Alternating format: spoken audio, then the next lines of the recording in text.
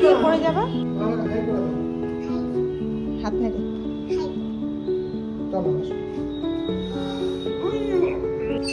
মামা এখানে আসলে কি করতে হয়? এখানে আসলে কি করতে হয়? কত বড় ফিশ!